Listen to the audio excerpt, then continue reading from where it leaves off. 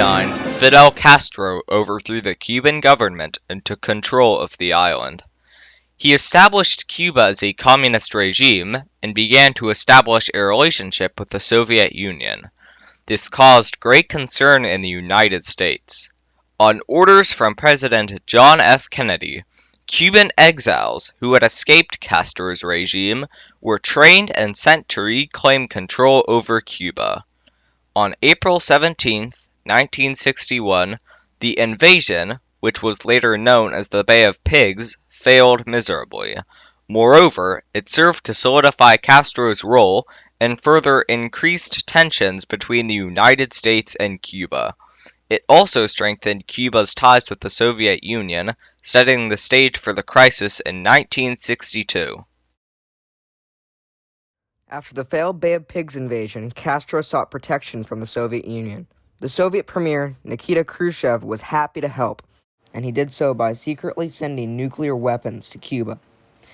Such weapons not only served to protect Cuba from another invasion, but they also served as a deterrent to the U.S. missiles in Turkey and Italy. Khrushchev reasoned that by having nuclear weapons in Cuba, he would be able to negotiate for the U.S. missiles to be removed in the east. He might even gain control over Berlin, which was currently held by Western powers. Additionally, the proximity of the weapons to critical targets in the U.S., such as Washington, D.C., gave Khrushchev first strike capabilities. In July of 1962, Khrushchev began sending his missiles to Cuba, and by early September, the first ones arrived along with 42,000 Soviet troops.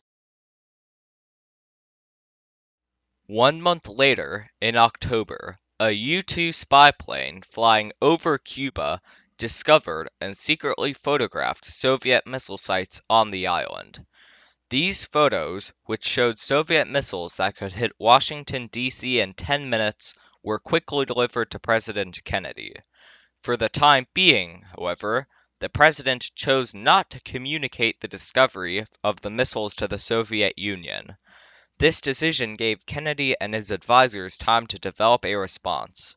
Before all of this, Khrushchev had secretly informed Kennedy about a Soviet buildup in Cuba that was only intended to prevent another invasion by the US, but he had never mentioned nuclear weapons.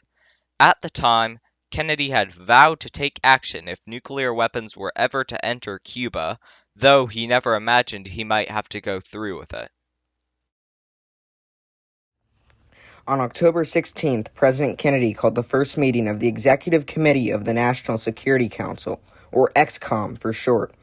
All 15 members of the committee agreed that the missiles had to be removed as soon as possible, for otherwise the Soviets would move aggressively against the United States elsewhere in the world. It was unclear what the U.S. response should be: a blockade, an airstrike, diplomacy, an invasion. Clearly the missiles have to be removed, but how would they achieve this without starting a war? By the end of the meeting, 3 plans were developed. The first was to use diplomatic means to get the missiles removed from Cuba. The second plan was to place a naval blockade on all military equipment entering Cuba, and then call for the missiles to be removed. The last plan was to launch an airstrike on Cuba, followed by an invasion. In a public address given on October 22nd, Kennedy disclosed the information that Soviet missiles had been discovered in Cuba. He also announced that the U.S. Navy would institute a naval blockade on Cuba, intercepting all shipments to the island. To halt this offensive buildup, a strict quarantine on all offensive military equipment under shipment to Cuba is being initiated. It shall be the policy of this nation to regard any nuclear missile launched from Cuba against any nation in the Western Hemisphere as an attack by the Soviet Union on the United States, requiring a full retaliatory response upon the Soviet Union. There was just one problem. A naval blockade is considered an act of war. Even though the president called it a quarantine that would allow essentials like food and water to get into Cuba, the Soviets didn't see it that way. Outraged, Khrushchev wrote in a letter to Kennedy, "The violation of freedom to use international waters and international airspace is an act of aggression, which pushes mankind toward the abyss of world nuclear missile war. Thus began the 6 most intense days of the Cold War.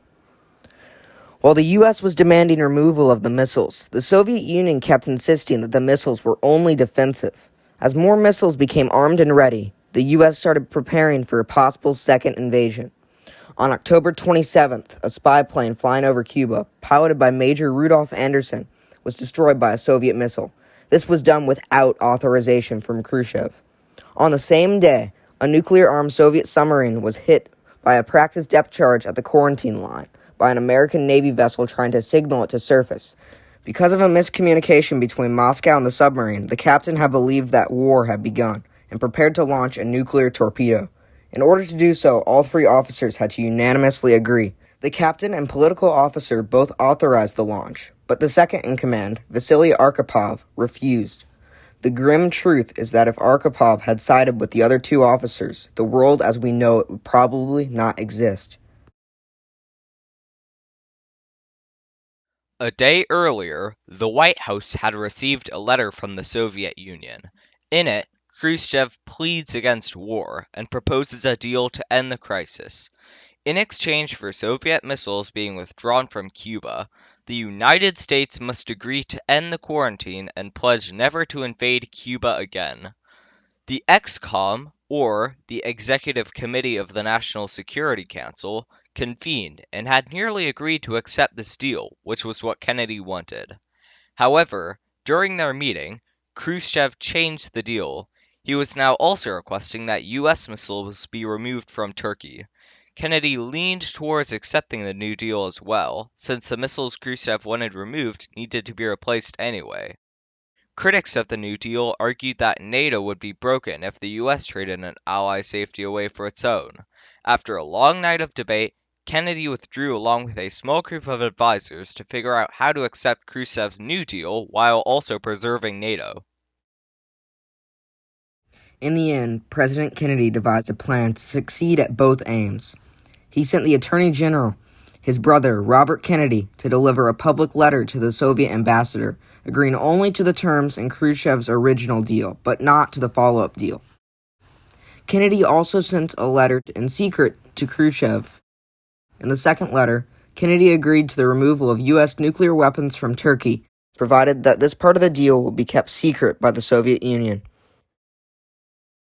On the morning of October 28th, Khrushchev and his high-ranking officials received Robert Kennedy's deal and agreed.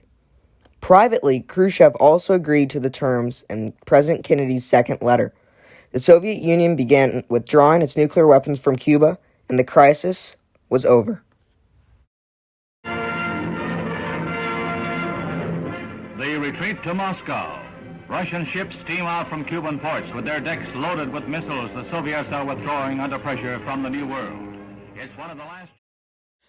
Even though the crisis was solved diplomatically, there were times when even a simple miscommunication, for instance, the practice depth charge being interpreted as an act of war instead of as a request to surface, could have foiled all diplomatic efforts and started a war. It is unclear that if a crisis of this magnitude were to occur in the future, it would end peacefully.